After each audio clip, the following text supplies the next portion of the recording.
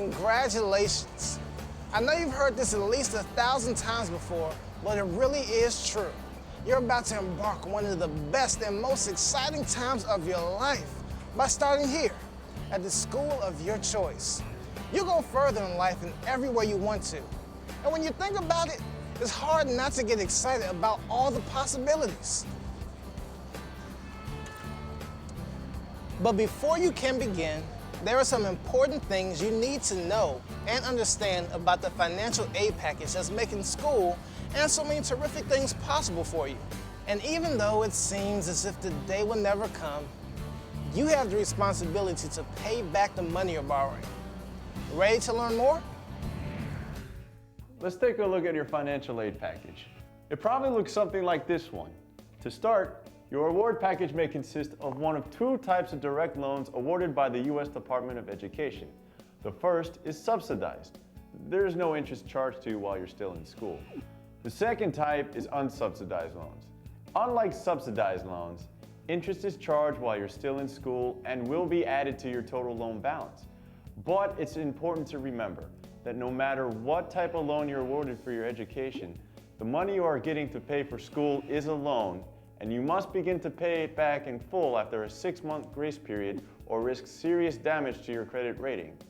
If your financial aid package contains any unsubsidized loans, you can choose to pay the interest on your unsubsidized loans while you're in school, or you can decide to wait until you graduate. So, should you pay your interest on your unsubsidized loans now or wait until you graduate?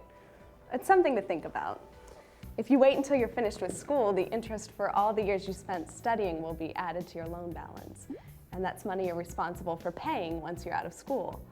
On the other hand, money can be tight in college, and we know that. We also know that whether or not to pay your interest now or later is an important decision, worth talking about with your family and your financial aid counselor. Ordinarily, your interest on unsubsidized loans is added onto your loan amount for you to repay later. But here's something to think about.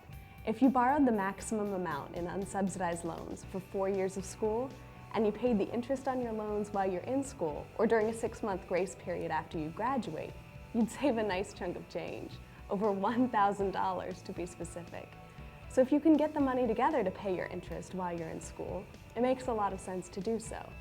And we've made it easy.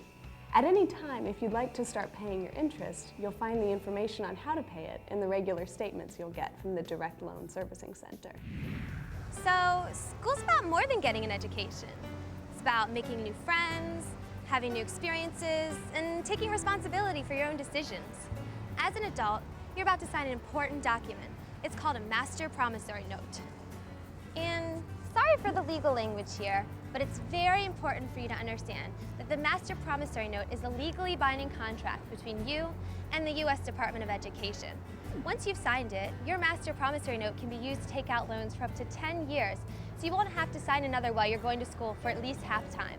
Your contract with the Department of Education lays out everything you need to understand about the money you are borrowing, the interest you'll be charged, and when you're expected to begin repaying your loan. So please, be sure you understand the Master Promissory Note and the borrower's rights and responsibilities that comes with it. You'll also find other important information included too. For instance, in your borrower's rights and responsibilities, you'll find out more about the Teacher Loan Forgiveness Program that could allow you to cut your total loan debt by as much as $17,500 if you teach for at least 5 years in an elementary or secondary school serving a low-income community. For more details on this program, a way to do good for others while helping yourself at the same time, contact the Direct Loan Servicing Center.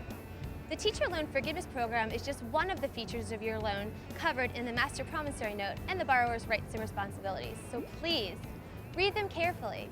And before you sign your Master Promissory Note, ask any questions you want, any questions at all, until you are totally clear on the contract you're signing.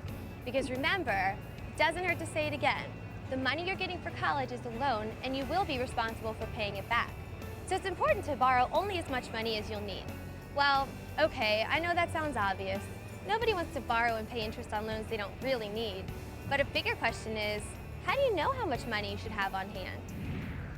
To put together a budget, you really need to figure out 3 things. How much you expect your income will be. This should include Am I insane? Am I insane?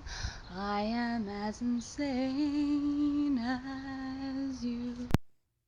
I am a millennial. I am a millennial.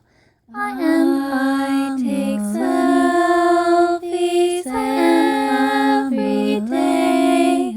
And sometimes I leave work early to come home and play.